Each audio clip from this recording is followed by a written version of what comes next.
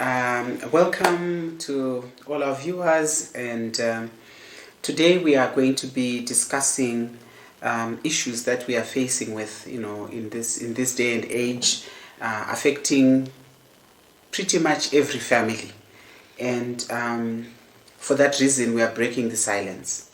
We are tinoti takafugidza dzimba matenga, tiri kuafugura matenga, titaure zviri kutibata, zviri kutikanganisa. And we have with us Yvonne. Welcome, Yvonne, beautiful young lady, who's going to share, from her own life, from difficult childhood experiences, work pressures, and then came the pandemic, the COVID pandemic. You find yourself alone, processing life alone, and before you know it, you are confronted with mental health challenges.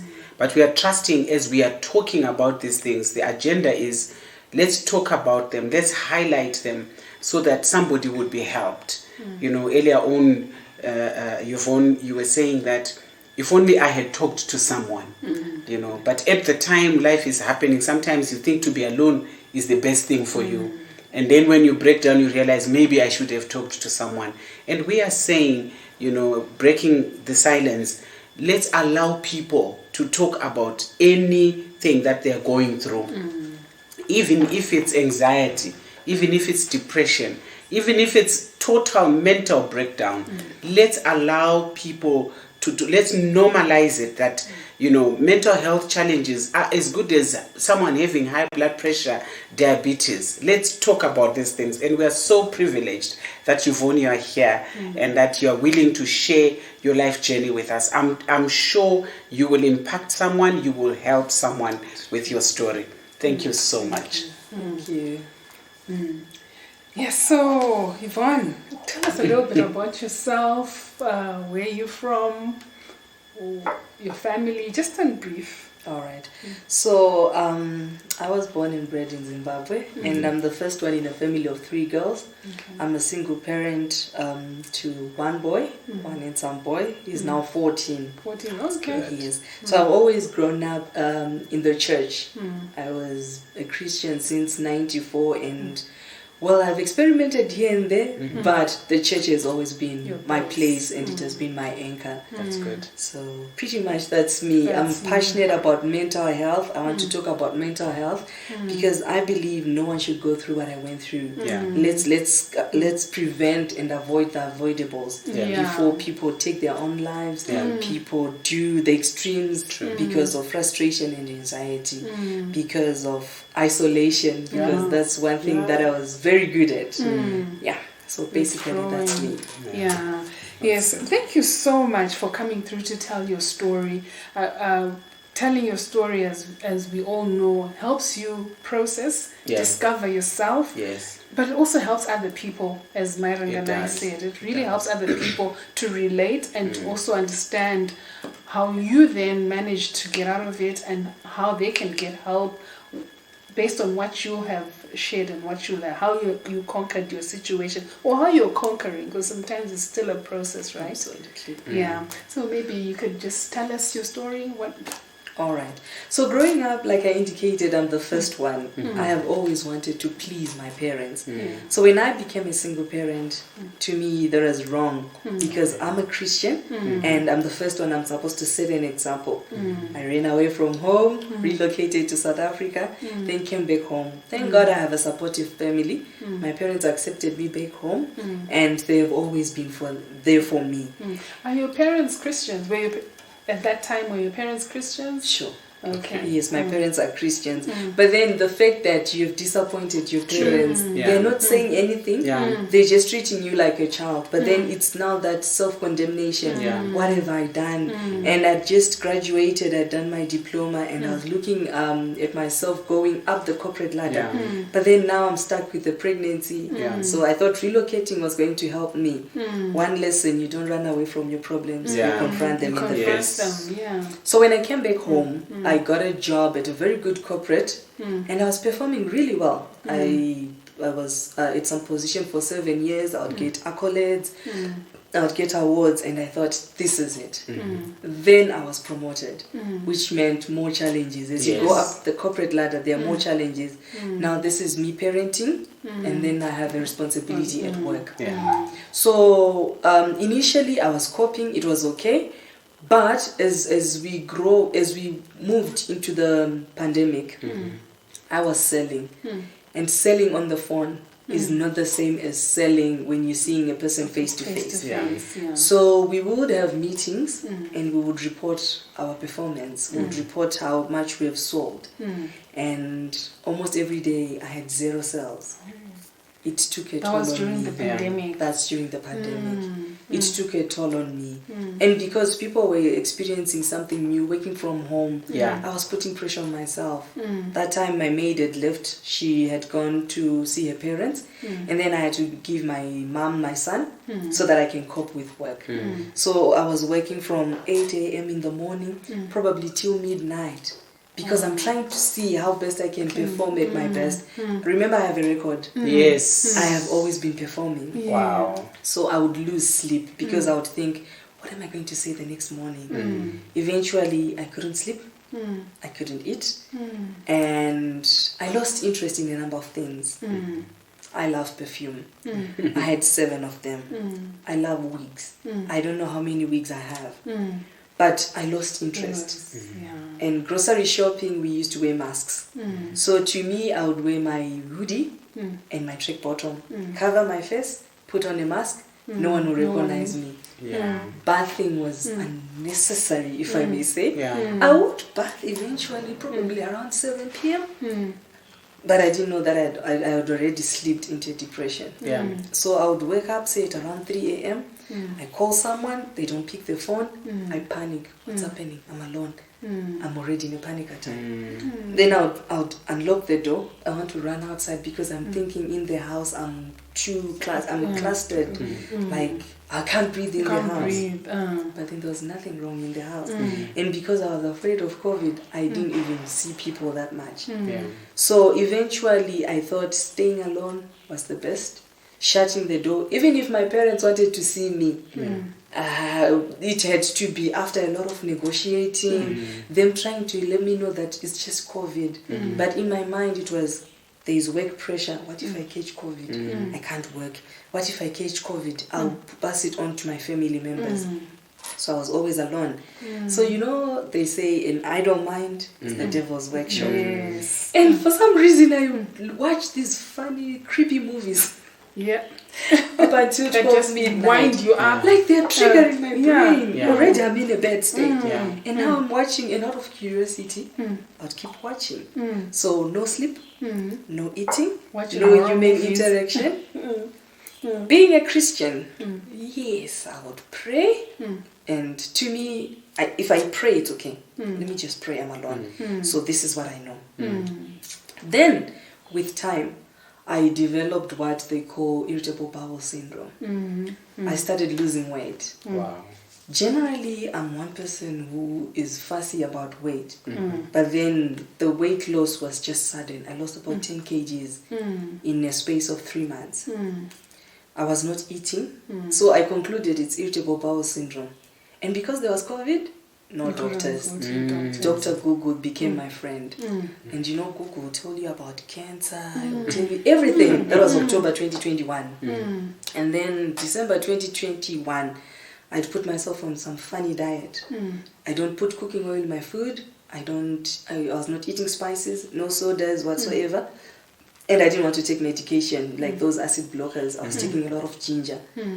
Come March 2022, was it 2022? No, yeah. It's December 2020 when I self-diagnosed. Then March 2021, I had lost weight. Like people couldn't recognize me. I was now wearing the same size as my 13-year-old son. And in January, we lost a number of people in 2021 to COVID. I then decided to switch off the phone again. I never wanted to see those rest in peace statuses. I would cringe. And the next thing is, I'm alone. Tonight, what if I die?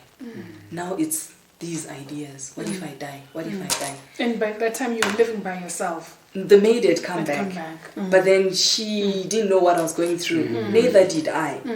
And then in April, my mom then said to me, do you realize you're not okay? And we had issues where I had to be there for my father. He had an issue that involved the police. And being the first one, I want to be there for my father. But I didn't realize that I also needed people to be there for me. Yes. Remember perfectionism and also just making people happy. In April, I then came to reality. I figured that I was not okay. And at work, I remember telling my boss to just leave me because I am failing. I literally said to him, can I take a vacation because I'm a failure? I am not good enough for the job. That's what I told my boss. Wow. And then he said to me, no, we can't do that. You can't say you're not good enough for the job. Then I said, but results are telling. Of course, at work, they can't be treating you like a baby. They have to put pressure on you. Yes. And of course, some of the words were not kind. I would then play the words. And they would make it worse because self-esteem was now gone. Remember, I've lost weight. Like, I would look like I've borrowed clothes. I'm not eating. I'm not bathing. I have everything that I need. Like, I can wear makeup and everything. I have it. But I'm just not interested. I reached out to a psychologist who had come to work. So we're having sessions online. That's when I then discovered that I'm not okay. Because, you know, the questionnaire, it was back to back. And all the symptoms were there. And to me, at first I thought, but this is white people stuff. Black people don't do therapy. And then the superwoman in me would say, therapy is for the weak. You are not weak. But then I then learned that even if you're a super person, you also need others. True. You know, like I said, I'm a Christian. God gave us each other. And if you read the Bible in the book of Proverbs, it says iron sharpens iron, which means that we have to hold each other. That's why the church in Acts, they never lacked because they were always there for each other. So you might not lack in anything materialistic, but mentally you need, you need that human relations. I then made a resolve to see a dietitian, and where I was, like the dietitian would explain, my intestines had grown apart. But maybe before you go into what you then did, what made you become a perfectionist? I think I was driven by results. Remember, like from school, I would pass. I was, I might not have gotten A's, but the B's were there. And I was the head girl in high school. So to me, I have to perform and maintain and keep the name because I've always been outstanding. So that was the mentality. I cannot afford to fail. It's not normal to fail. I have to be outstanding. I'm still working on it. Here and there, it's coming. But now I know that life has processes. But it was more of, I have to remain on the top. When you're at the top, you don't come down. Were you like that from primary school? Yes, I would say that because I remember when I came position 29, to me it was horror. How can I be position 29? I didn't eat, I didn't sleep. When you're in primary school? In primary school. And then when I was writing my O-levels, I would panic. These things started like when I was young. So I would just panic and I would pass out. I would only know what's happening when I'm down. But I managed to get 1A in 7 Bs, which was not bad. Then my A-levels, I tell you, I had 5 points. And to me, I say to myself, this is the worst that I had done. Not knowing that life has a whole lot more. And also academic achievements are not the only achievements we can look at in life. But because I always thought that 15 points, 10 straight A's, distinctions in university, that was me. So if I didn't get that, then I would just withdraw. Do you in your own words, are you able to relate to the source of that pressure? I know you said you are a firstborn child, of 3 girls, and you felt that you needed to be exemplary. What does that look like to give yourself pressure to say I must be exemplary? Okay.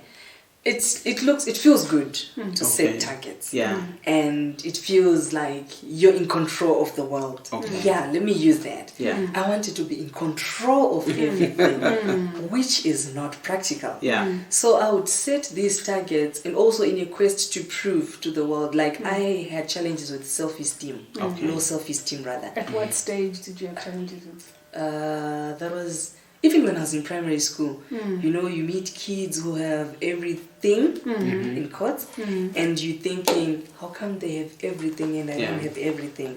So for me to counter that, I have to beat them in school. Oh, okay. And then we are even. Yeah. So I think that's what was also me trying to prove a point to others, so it would then make me be a perfectionist. Yeah. Were you in a school where there were a lot of advantaged children and you were disadvantaged? No. Was that the case? It was, not at all. And like I indicated, I have very supportive parents. My mom would break her arm and leg. When we were growing up, we grew up in a small town in Marondera. My mom would bring us to Harare to experience city life. She would take us for lunch. She would buy us clothes from shops in Harare. So it would be unique, but it was just something that I planted in my mind. So even my father, he would work extra hard so that we can get the best. I remember when I went to boarding school for Form 1, it was after my father had gone like all out for me, but it was just something that I planted in my head. So in other words, it is possible to know what triggers perfectionism, but sometimes you can't put a finger to it. Absolutely. But what's important and what I really like, Yvonne, is you acknowledge it was with me for the longest of time. Yes, I think that's important. And also probably because I then worked on healing, I then picked where I got it from. Because when you're talking to others, then they say, but you've just made a mistake today. Does it mean that tomorrow you can't? Then you learn, okay, it's normal not to do well. Yes. I think that was the other thing. And I think it points also a lot to one's personality and temperament. That sometimes you're just born sensitive to certain things. And for you, it was you trying to just be the best that you could be from a very early age. And could that be the case? Then that's when you started setting like very high standards for yourself. And the funny thing is, you would ask me, like, if I'm given work, are you able to meet the deadline? You know, it's normal to say, no, I can't. I don't have the capacity. I'll need help. But with me, it was, yes, I'll give you tomorrow at 1. When I knew very well that maybe it involved traveling or something. So already I was putting myself under unnecessary pressure. Capacity, brain-wise, you don't have the right knowledge. But because you want to please and you want to set a name for yourself, you know, it's very easy to, fame. And I would draw back to that. Not that I wanted to be famous, but just to be known for achieving things. That's what would hurt me the most. You're very goal-oriented. You're an achiever. You know, which controlling the world at the same time. Absolutely. And then when I think the danger is when you're not then able to achieve what you've set for yourself. I think that's when the disconnect comes in and the mental anguish comes in. And then I would also say lack of knowledge, because when they say set smart goals, the word realistic is not there for just. It's there for a reason. Let's say I have to travel. Honestly, if we are to be realistic, I need a good night rest for me to then travel. But then I think our culture has this badge for a superhuman being where they sleep at 3 a.m., wake up at 5 a.m. That defines a hard worker. To me, no. A hard worker has to have good rest and be productive. So when you are not realistic, you set crazy targets for yourself, and then you're bound not to perform. Remember I said when I was working late at night, what would I be doing at 12 midnight? There's no customer at 12 midnight. And there's no way I'm going to perform operating on 5 hours sleep. Because I need to have a fresh mind. Exactly. And I'm not getting the sunshine. We'll be like enclosed environments. Okay, wow. I'm just hearing you speak, Yvonne, I'm thinking, are there elements of people pleasing, would you say? Yes. Okay, and are there elements of, yes, I know you're competitive, but peer pressure? peer pressure was not really there. Okay. It was more of people pleasing. People pleasing. Remember, I said I suffered from low self-esteem. Yes. So if you are to accept me, I then have to prove bend to you backwards. Definitely, I have to prove to you that I'm worth that acceptance. Okay. That's where I'm coming from. Okay. Where I put so much effort, and then probably after putting so much effort, because you don't know what's in the background, you might just say thank you, Yvonne, but I'm expecting you to go on the podium and announce to everyone that I achieved this. So it was more people pleasing than peer pressure.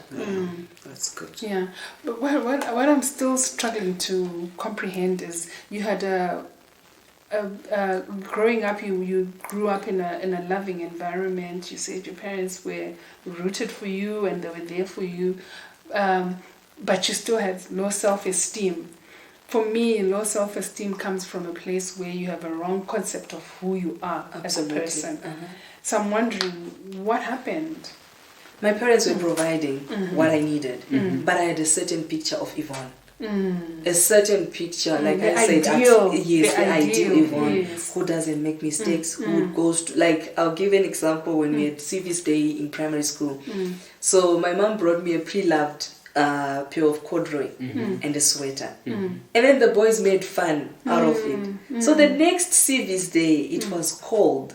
And because I had a certain dress code that I had pictured in myself, but because it was cold, I had to wear the same. I had to fake a neck sprain for me not to go to school because I have a certain picture of myself. And the guys at work, at school rather, are not supposed to laugh at me. They have to accept me. Must be accepted. Yes, but really, I owe it to my parents. They would, like being the first one, you're an experiment child. They put all their resources on you, but I was not satisfied, if I may use that. I still wanted more, and I had a certain picture which I was not expressing to my parents. To say, Mom, don't buy me this. Being a Christian, some clothes were sensitive to wear. Remember 1994, we had to wear these long skirts and all. But I also wanted to wear hipsters and skipsters. So that was also probably what would then affect me. So probably a bit of peer pressure came in, but it was more of who I thought. Who you projected yourself maybe in your mind, absolutely, who you were supposed to be. And yet there was no one really...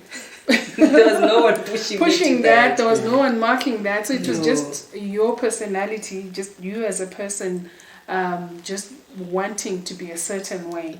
Like you said, Yvonne, that look, academic excellence is good, and it's to be desired and emulated, but that's not the only definition to success in life.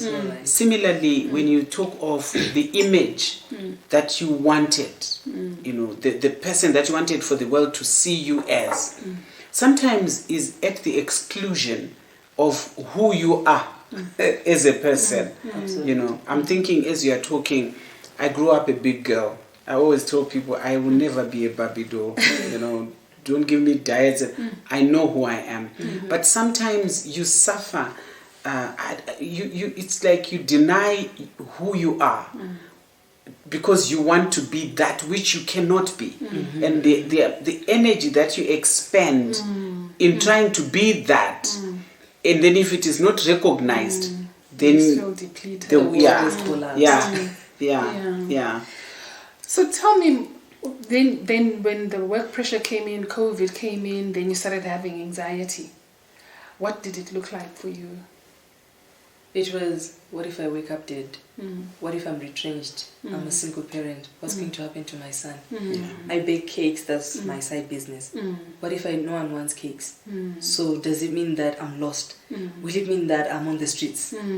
These are thoughts. You're worrying about everything. Everything. Like, if I read something, I'll give you a very practical example. When COVID came, there were people that came from the UK, and I remember they were taken to an isolation center. They were about 35, and it was just on the news and on social media.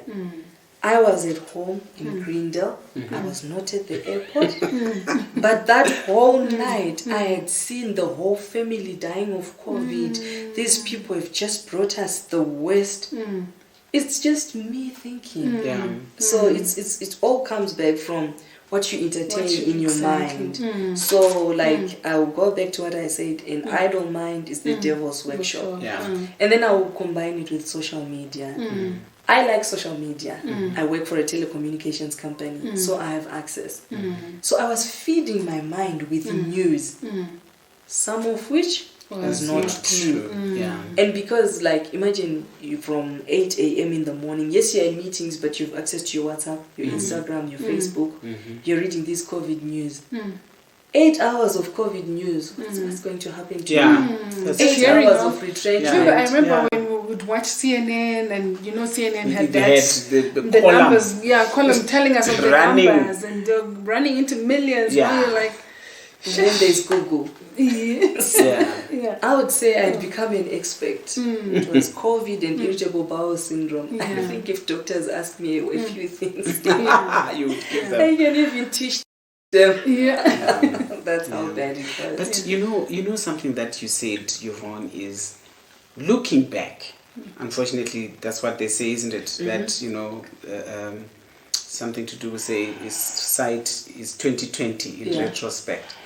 Can you imagine that you today now you are able to say, when I was in primary school, this happened, and you know that was a bit out of place. Yeah, definitely. And yet life carried on. Nothing happened around that.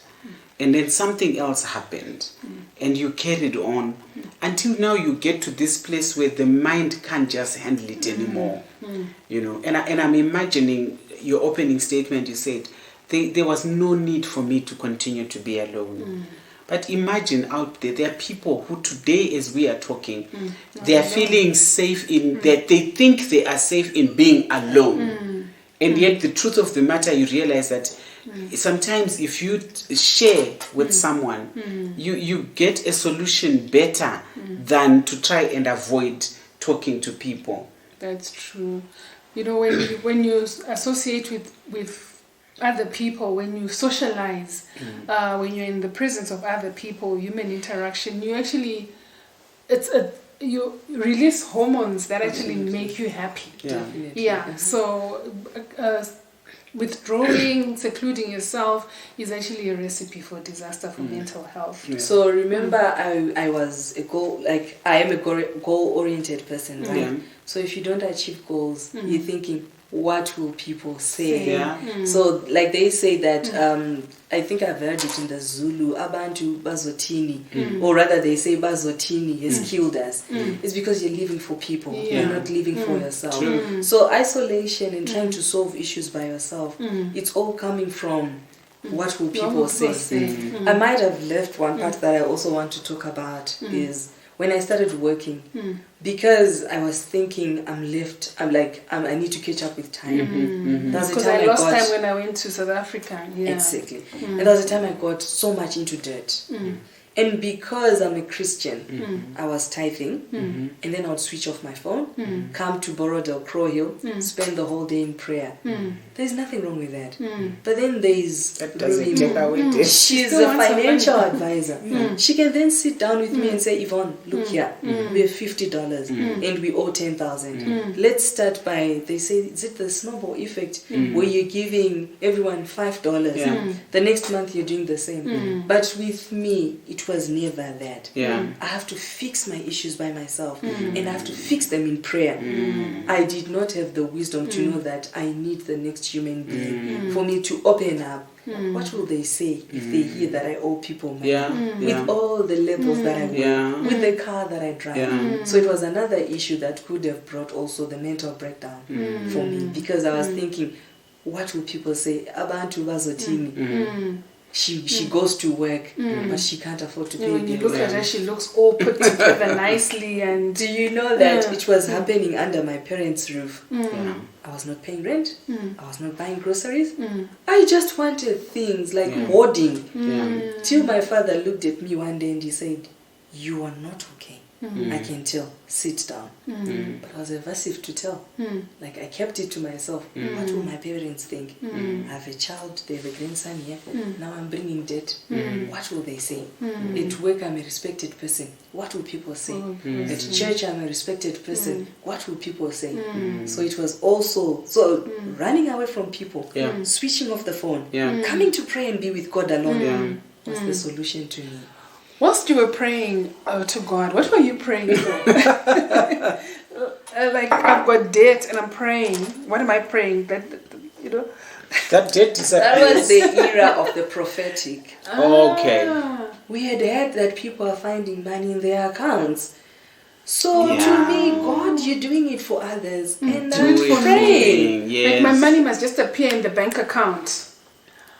Yeah. Unfortunately, as much as we might want to deny it, there are things that we need to unlearn as Christians.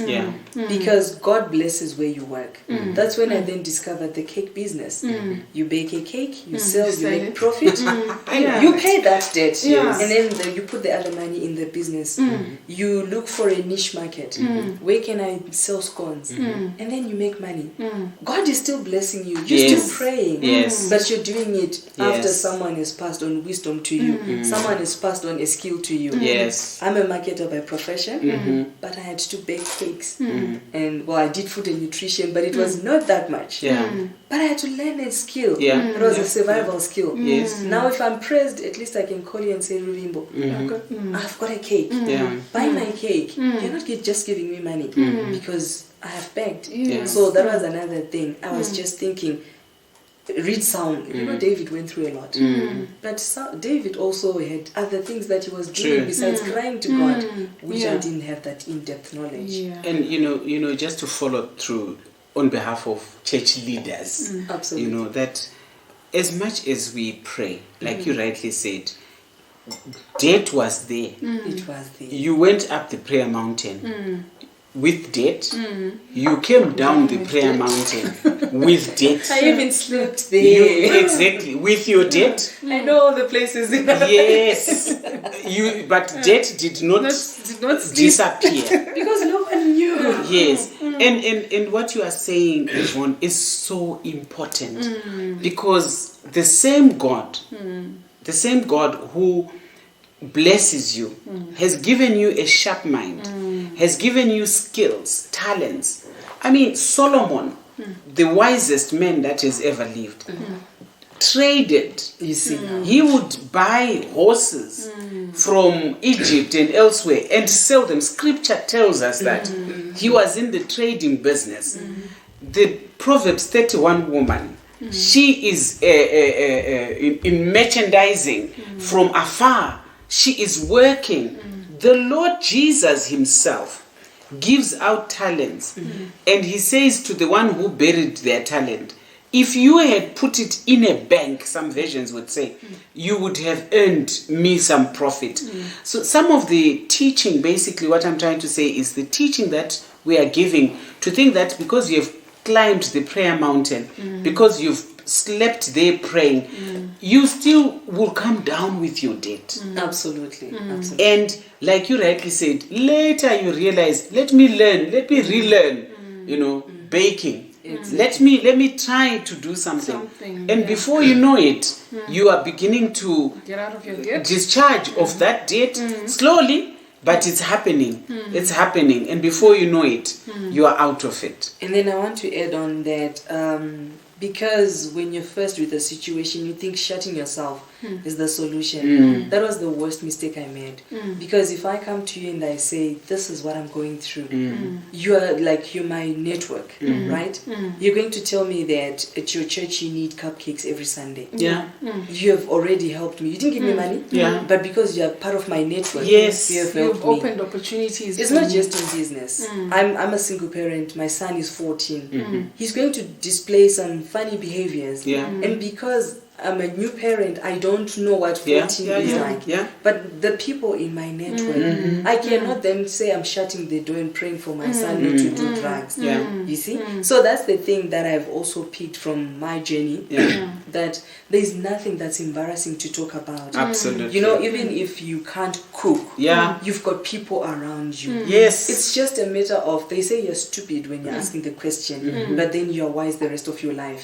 So what's better to shut that's yourself? A good one, Yvonne. You shut You're yourself stupid when you ask the question, but you're wise for the rest of your life. So that's one thing that I learned. As much as COVID restricted us from moving, we had social media, we had video calls, right? Instead of me shutting myself and reading news, I would have connected with people. People were doing home deliveries. Oh yes. People cooked. Yes. People cooked. We learned new skills actually. I remember Absolutely. The WhatsApp clip, recipes that were being So it was also an eye-opener to me to say, when you don't know something, ask the people around you. They might not give you money, they might not give you the medication that you want, but in each and every person there is wisdom. I mentioned that I stayed with my helper, like my maid.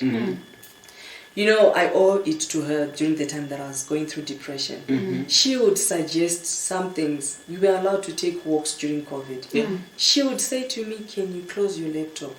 Let's wear sneakers. Let's take a walk. To her, it was not about weight loss. It was about a new environment. Just let's go get some fresh air. Let's get the sun. You know, we take pride in feeling light and all because we are not going outside. But like as I was healing, I discovered that we need the sunlight. You need the vitamin D. You see now. So these are things that were coming from my helper. As much as you think, this person cleans the house. But there's knowledge, you know. There's so much wisdom in her. She has encouraged me in my cakes. She would tell me, why don't you do this? Why don't you do that? Wow. Imagine if I had fired her during COVID and staying alone. And also... And being a perfectionist, I know everything. And you said you wanted 10 A's, straight A's. Here is a maid who might not even have O level, but she knows something about life. I'll tell you, up until now, I always say God favored me by giving me that maid. Wow. Because we now have load shedding. And she says to me, when you bake cakes, I see your face glowing. You have this glow that comes. So she knows that I love my sleep. If I don't sleep, I'm irate. She will tell you, she tells me to go to bed. She will wait for the cakes to cook. And then she'll just take them out of the oven. You go to bed. I'll wake you up tomorrow when you've had your 6 hours, your 7 hours sleep. And during the time when I was not well, when I was sleeping my 3 hours, she would wake up because we decided to then move and sleep in the lounge. Bedrooms were now out of bounds. We'd put mattresses in the lounge. I would sleep like sitting up straight with pillows. Breathe. No, not really. It was just these ideas coming from Google. That if I lie on my tummy, then the gastritis will come. The doctor told me that. It's the mind. So she would wake up at 3 and say, put your phone down, go back to sleep. She then became like a second mother to me because she would then she was a carer. She was a caregiver. So basically you're saying in any situation you need someone. Absolutely. There must be someone in your life that you can connect to, that you can talk to. That if maybe even when you need to vent, you can vent. If you need to share, you can share. But somebody that speaks into your life. I would say in Rubimbo, it's very normal for you to load airtime on your phone. Call me. Do you know what? The cat just came. It chewed my shoe. It's very new. Let it out. Then you say, Yvonne, it's okay, thanks for listening. Bye. I didn't say anything to you. But it's out of your head. But then if you're going to say, but I need this cat, it chases rats away, but it has chewed my shoe. Do you know it can complicate your life over something that's unnecessary? That's how mental health starts. I'll give you an example. Before I came here, I was playing golf. And I was stung by a bee. I move around with my first aid kit. And some years ago, my son was stung by a bee. We had to run to the emergency rooms and adrenaline and whatsoever. That's him. That's his body. I was stung by a bee. I got an antihistamine. Before I knew it, I drove to town. I'm looking for food. I'm calling every doctor. It's just a bee sting. You've taken something to work on the swelling. If I show you, you would be surprised.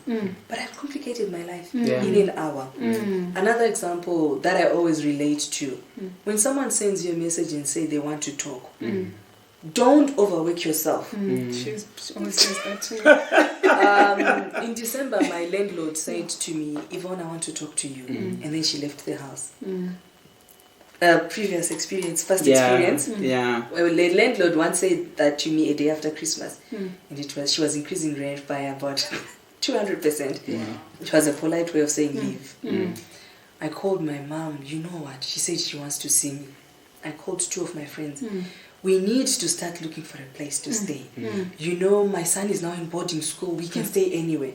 She hasn't told me what she wants to talk about. This was around 11 in the morning.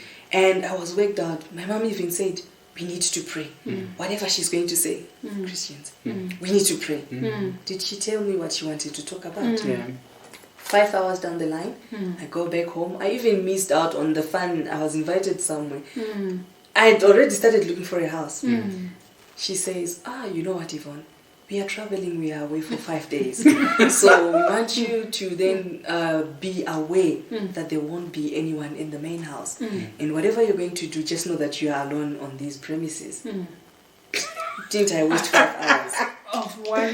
Didn't I look for a God new you house? didn't pay deposit for a new house. Imagine. So it's all this overthinking, past experiences, just trigger it. What comes to mind is a lot of times we think we know what other people are thinking. That's so true. We play God in people's lives. Control? Remember I said I want you to be in control? That's because we don't know it. We know it only when they've said what the intentions, what their wishes are. But and that actually, when we want to play God in people's lives, we want to think we know what they're thinking, why they did what they did, without them actually explaining. That's where we end up, with that disparity in thoughts. And like I wanted to say, when I went through the panic when my landlord, one of my friends said, why don't you wait for them? That calmed me. Of course, part of me, I was low-key anxious, but I would go back to his words. Why don't you wait and hear what she wants to say? So that's the same thing, like we're going back to the human aspect. I could have spent the day sleeping in bed, covering my head. So now I have to look for a place. I'm busy with school things, school items for my son. But the fact that I have someone else, and that's what you said, you can't control things. You can't. Look, we're living in Zimbabwe, and everything and anything is happening. Like I mentioned the cake baking. I can't control electricity, but I have a person to hold my hand. They know this is my happy place, so they hold my hand. So I think coupled or tied with control is still the human aspect. There's that stabilizing factor that they have. The next person will help you calm down. I called the doctor, they said you've taken an antihistamine. You're okay. Go ahead with your day. There I am, I'm here. Before you knew it, I wanted to go to the ER. So you would say that the things that you've learned,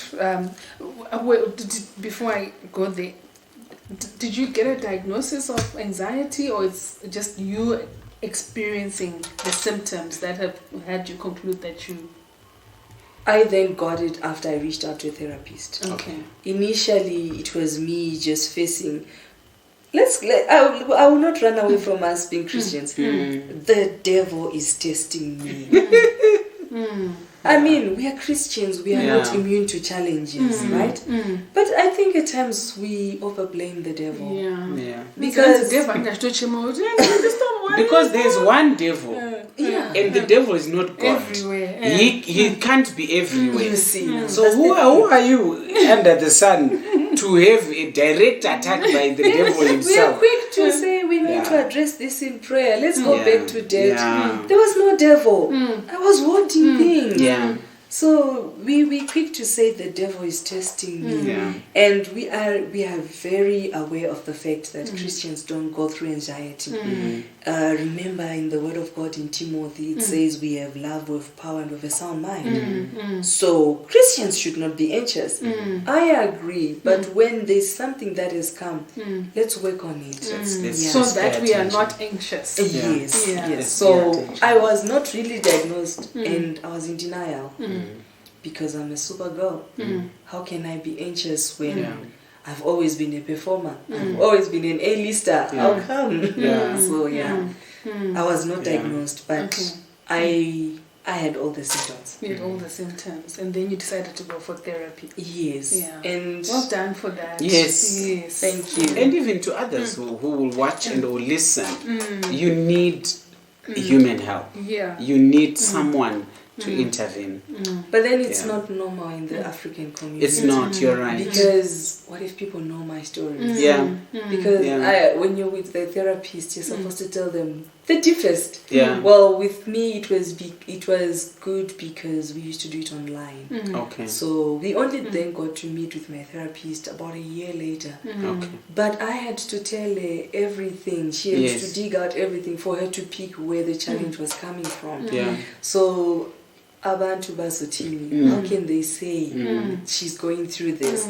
You know, allow me to digress a bit. When people lose a relative, don't cry. What do you think people will say? That's where some of these mental health issues come from. And you know, someone can receive a call at a certain place at a certain hour. Do you know that each time they pass through that place, just that hour, they are scared if a phone rings because but if they had gone through therapy and talked about it, probably they could have. So that's the thing with our culture. Therapy is not. Let's break the silence. And also I think the fact that we think it's pricey. Anything to do with your health, be willing to pay the price. Be willing to put in the hours. Be willing to be vulnerable.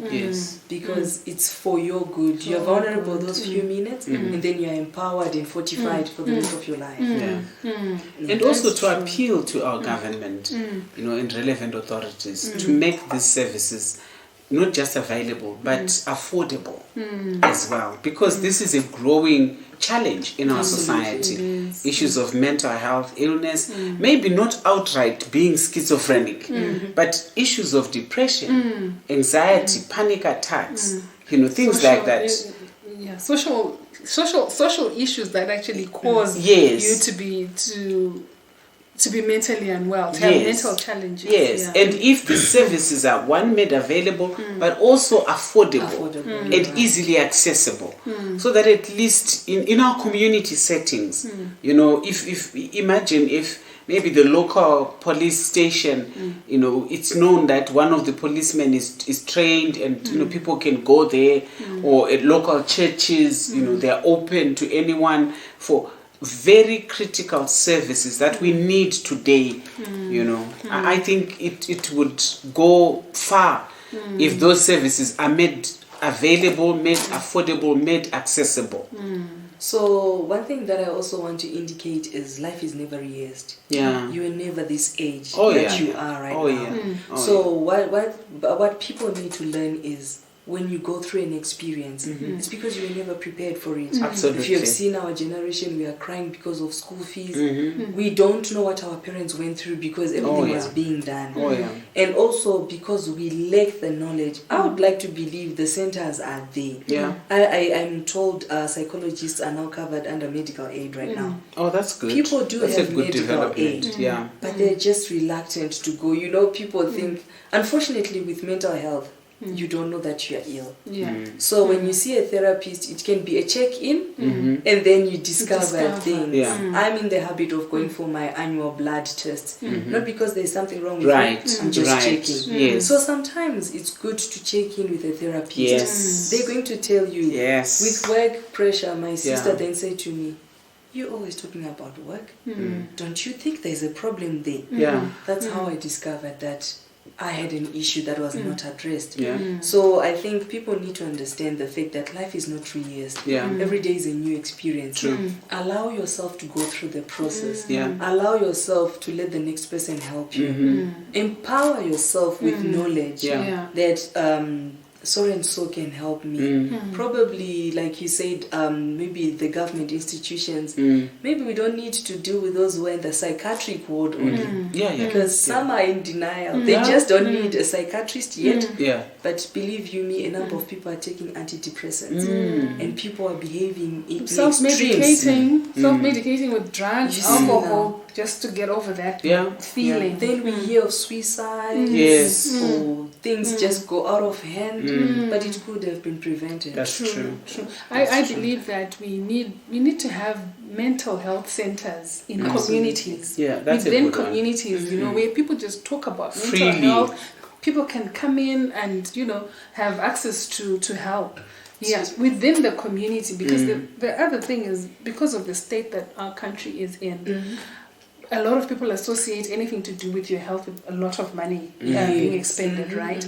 And so that's already a barrier to, a deterrent to access. I think adding to appeal to the government, I think as churches, I'm also included. We need safe space for people. Let's not be quick to do deliverance sessions. And earlier on, I walked on, and people were talking about getting married. Getting married, it's like it's the ultimate goal. We have these crusades, anti-marriage spirit.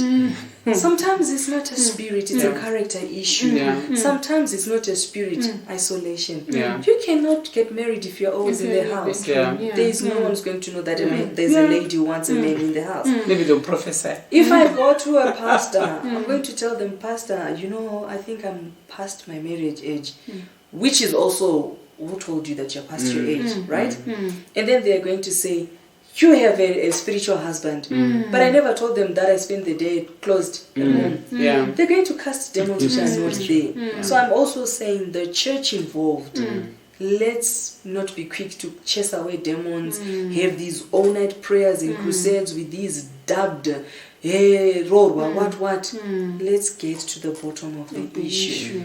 And because the church is a safe space for people believe they get these services for free. Let's then have the church deploy people. The Bible teaches us that we increase wisdom by learning. Let's have people who are taught counseling so that they address the issue, not to address something from the top. Let's go to the root cause. I told you that it was like from childhood, but someone would just say, it's because you wear short skirts.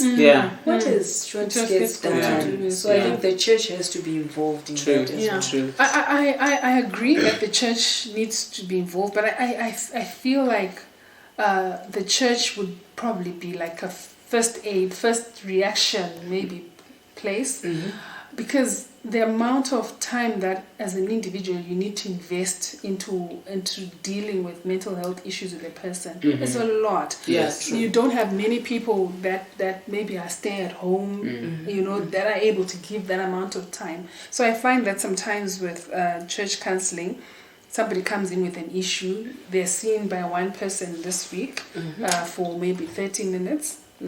30 minutes is a lot, maybe 15 minutes. And they go away. The next Sunday they come, they see another person. A different person for 15 minutes. But you know that with therapy, you need much more than that. You need somebody to dig into what the root cause is so that you can be able to work and build on that. I agree. So I think that, yes, counseling should be there, but in churches. But I think we need, either we make sure that there are special people dedicated to that and fully cognizant of the therapies that are needed, the knowing, they have good knowledge and they have the time. Otherwise, they should become more like referral points. Like, okay, I've discovered you've got anxiety, so I'll refer you to this psychologist or this therapist. But also because sometimes when talking like this, a pastor who's leading a church will stumble upon this conversation to say, people must also be taught that it is okay to refer. Yes. If you are not able to deal with the situation, you know, even doctors, brilliant people go through 5, 6, 7 years of training. They don't hog people, they refer. Yes. They seek the advice or the service of another. I believe life should be lived like that. Absolutely. You know, so that we're not in control of the world. We're not. And the buck doesn't have to stop with me. Yeah. It doesn't. Where I am not able to do something, feel free to redirect someone and refer them elsewhere, trusting that they will get eventually the help that they need. That's true. Yeah. So when you were talking, the two of you, just something came to me. Healing is not in a silo. Yeah. Like the church, my pastor is the only one who's going Yeah. to help me. Or like you indicated, my doctor. Yeah. So we have this attachment. Yeah. It can also be, it's good, it's bad. Yeah. Healing is not in a silo. So I like the fact that you're saying we refer. Yeah. With my journey, it involved a therapist, it involved a pastor, it involved a dietitian, a nutritionist, it involved friends, it involved family, and then it involved me. Yes. So it was six cylinders Entities, firing. yeah. So it's not like one stop shop. So with myself, I had to understand that there is no certain picture of Yvonne. People can help you.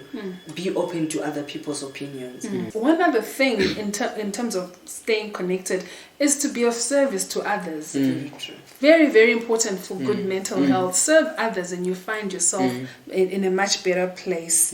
So I'd really like to say thank you. Yeah, thank you, so Yvonne. much Thank for the you. information. Yes. And I hope you'll be available to us when next we need you to elaborate I'm sure a little bit need more. We will need you. Definitely. I'm available to anyone who wants to be helped because they say experience is the best teacher. Yeah. Unfortunately, you just take the exam. Yeah. But also, like I indicated, when someone holds your hand, Yeah. you then don't go through what they went through. Yeah. You can avoid it in earlier stage. True. Whenever you feel uncomfortable and you start seeing funny trends, reach out for help. Yes. Yes, there are people who've gone through, there are people who are trained for this. Yes. They're always there. True.